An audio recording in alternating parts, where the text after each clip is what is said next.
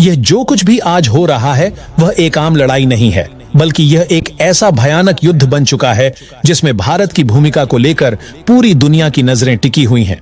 Israel, जो हमेशा भारत का सच्चा मित्र रहा है, हर संकट की घड़ी में भारत के साथ खड़ा रहा है।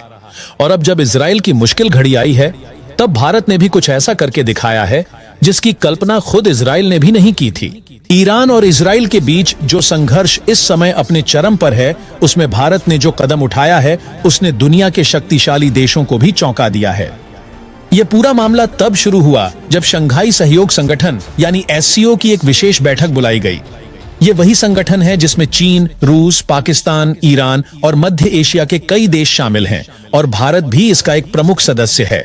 यह बैठक एकदम खास थी क्योंकि इसमें चर्चा होनी थी इजराइल द्वारा ईरान पर किए गए हवाई हमलों की। इस मीटिंग में चीन और पाकिस्तान ने मिलकर एक प्रस्ताव तैयार किया जिसमें इजराइल को हमलावर बताया गया और ईरान के साथ पूरी एकजुटता दिखाने की बात लिखी गई। रूस ने भी उस प्रस्ताव को तुरंत समर्थन दे दिया। ऐसा माहौल बना दिया गया जैसे भारत के पास अब कोई विकल्प ही नहीं बचा हो, जैसे उसे मजबूरी में इजराइल के खिलाफ उस प्रस्ताव पर हस्ताक्षर करने ही होंगे। चीन और पाकिस्तान के चेहरे पर एक गुप्त मुस्कान थी। उन्हें लगा था कि आज भारत को सार्वजनिक रूप से उनके साथ खड़ा होना ही पड़ेगा और इजराइल जैसे पुराने दोस्त से नाता कमजोर करना ही पड़ेगा। लेकिन वह नहीं जानते थे कि यह वह भारत नहीं है जो दशकों पहले हर विदेशी दबाव के आगे झुक जाता था। यह नया भारत है, 2025 का भारत, जो अब अपनी विदेश नीति खुद तय करता है, वह भी अपने देश हित के अनुसार, न कि दूसरों की इच्छा के अनुसार। बैठक में जब चर्चा का दौर शुरू हुआ और सदस्य देशों ने एक के बाद एक इजराइल की आलोचना शुरू कर दी, तब पूरी दुनिया की नजरें भारत की ओर टिक गईं। हर मीडिया संस्थान, हर खुफिया एजेंसी और हर राजनयिक की सांसें थमी हुई थीं। सभी यह जानना चाहते थे कि भारत क्या रुख अपनाएगा। और फिर जो हुआ उसकी कल्पना न चीन ने की थी, न पाकिस्तान ने और न ही रूस ने। भारत के प्रतिनिधि ने निडर होकर और पूरी स्पष्टता के साथ कहा कि भारत इस प्रस्ताव का हिस्सा नहीं है। भारत उस बयान को न तो समर्थन देता है और न ही उसका कोई हिस्सा बनना चाहता है। यह कोई मामूली बात नहीं थी। यह एक सीधा, साफ और बेहद मजबूत संदेश था। भारत अब किसी संगठन का पिछलग्गू नहीं बनने वाला। भारत ने चीन और पाकिस्तान जैसे देशों के चेहरे पर तमाचा जड़ दिया, वह भी उसी मंच से जिस पर वे भारत को झुकता हुआ देखना चाहते थे। भारत ने सबके सामने यह ऐलान कर दिया कि इजराइल और ईरान दोनों ही उसके मित्र हैं और भारत एक के पक्ष में खड़ा होकर दूसरे के साथ अपने संबंध नहीं तोड़ेगा। भारत का यह रुख एक बड़ा कूटनीतिक दांव था। उसने न सिर्फ इजराइल को यह भरोसा दिया कि भारत दोस्ती निभाना जानता है, बल्कि ईरान को भी नाराज नहीं किया, क्योंकि भारत ने किसी भी तरह से ईरान के खिलाफ कुछ नहीं कहा। भारत ने यही संदेश दिया कि हर समस्या का समाधान युद्ध नहीं, बल्कि संवाद और समझदारी से निकाला जाना चाहिए।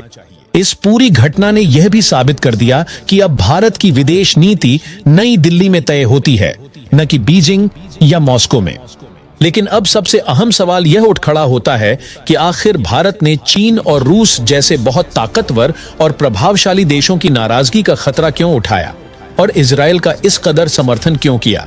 इस दोस्ती की जड़ें कितनी गहराई तक फैली हैं, इसका अंदाजा तब लगता है जब हम उस विशेष घटना को याद करते हैं जिसने भारत और इजराइल की दोस्ती को एक मिसाल बना दिया। यह घटना है ऑपरेशन सिंदूर, एक ऐसा गुप्त और महत्वपूर्ण सैन्य अभियान जिसकी चर्चा खुले मंचों पर कम होती है, लेकिन जिसने भारत की सुरक्षा को बहुत बड़ा फायदा पहुंचाया।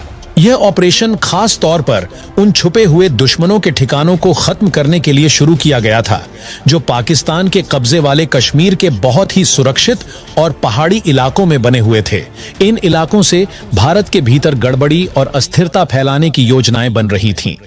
चुनौती यह थी कि भारतीय सेना कैसे बिना ज्यादा नुकसान के इन बेहद छिपे और कठिन ठिकानों को एकदम सटीक तरीके से खत्म करे।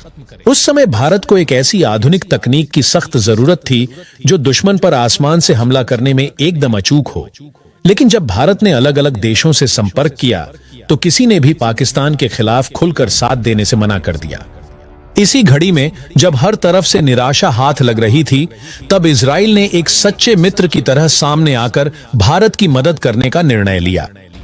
इजराइल वह एकमात्र देश था जिसने न सिर्फ भारत को शब्दों में समर्थन दिया, बल्कि अपने सबसे घातक और आधुनिक हथियारों को भारत को देने की सहमति भी जताई। इजराइल ने भारत को अपने बेहद खास और उन्नत स्पाइस 2000 प्रिसीजन गाइडेड बम उपलब्ध करवाए। इन बमों की सबसे बड़ी विशेषता यह है कि यह सैटेलाइट और इलेक्ट्रो ऑप्टिकल तकनीक का इस्तेमाल करके पक्के बंकरों जैसे मजबूत ठिकानों को भी निशाना बनाकर पूरी सटीकता से नष्ट कर सकते हैं। इजराइल ने न केवल हथियार दिए, बल्कि उसने अपने उपग्रह से इकट्ठा की गई बहुत गोपनीय और सटीक जानकारी भी भारत को दी, जिससे भारतीय वायुसेना को पता चल पाया कि ठिकाने ठीक कहां पर हैं। इस पूरी योजना की सफलता का नाम था ऑपरेशन सिंदूर। भारत ने अपनी वायुसेना की ताकत से उन दुश्मनों को उन्हीं के अड्डों पर जाकर खत्म कर दिया। इजराइल ने उस दिन जो दोस्ती निभाई थी, वह भारत आज तक नहीं भूला है। यह सिर्फ एक सैन्य सहयोग नहीं था, यह विश्वास और एक असली दोस्ती का उदाहरण था। और यह रिश्ता सिर्फ वहीं खत्म नहीं हुआ। इतिहास इस बात का गवाह है कि जब भी भारत पर कोई बड़ा संकट आया है, इजराइल हमेशा उसकी मदद के लिए सबसे पहले सामने आया है। 1999 में कारगिल युद्ध के दौरान जब भारतीय सेना दुश्मनों से ऊंची पहाड़ियों पर लड़ रही थी, तब भारत को अत्यधिक सटीक लेजर गाइडेड बमों की बहुत जरूरत थी। उस समय अमेरिका जैसे बड़े देशों ने मदद देने से मना कर दिया था, लेकिन फिर से वही इजराइल आगे आया और उसने भारत को न सिर्फ लेजर गाइडेड बम दिए, बल्कि मानव रहित टोही विमान भी दिए, जिससे भारतीय मिराज 2000 लड़ाकू विमानों ने दुश्मनों पर कहर बरपा दिया और युद्ध का रुख बदल दिया। इसी इजराइल ने भारत को बराक 1 मिसाइल डिफेंस सिस्टम भी दिया, जो आज भी भारतीय नौसेना के युद्धपोतों को दुश्मनों की मिसाइलों से सुरक्षा प्रदान करता है। भारत और इजराइल के बीच का रक्षा सहयोग अब केवल खरीद और बिक्री का सौदा नहीं रह गया है, बल्कि यह एक रणनीतिक साझेदारी बन चुका है, जिसमें मेक इन इंडिया और मेक विथ इंडिया जैसी योजनाएं शामिल हैं। बराक 8 मिसाइल प्रणाली, जिसे long range surface to air missile यानी LRSAM कहा जाता है, दोनों देशों ने मिलकर बनाई है। यह प्रणाली दुनिया की सबसे आधुनिक वायु सुरक्षा प्रणालियों में से एक मानी जाती है, जो 70 किलोमीटर दूर से ही दुश्मन के लड़ाकू विमान, ड्रोन या मिसाइल को हवा में ही नष्ट करने की क्षमता रखती है।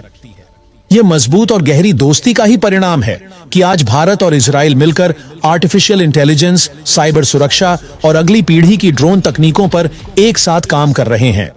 इसी दोस्ती की भावना को निभाते हुए जब शंघाई सहयोग संगठन की बैठक में इजराइल को अकेला करने की कोशिश की गई, तो भारत के लिए यह केवल कोई राजनीतिक मुद्दा नहीं था, बल्कि यह अपने दोस्ती के वचन को निभाने का एक मौका था।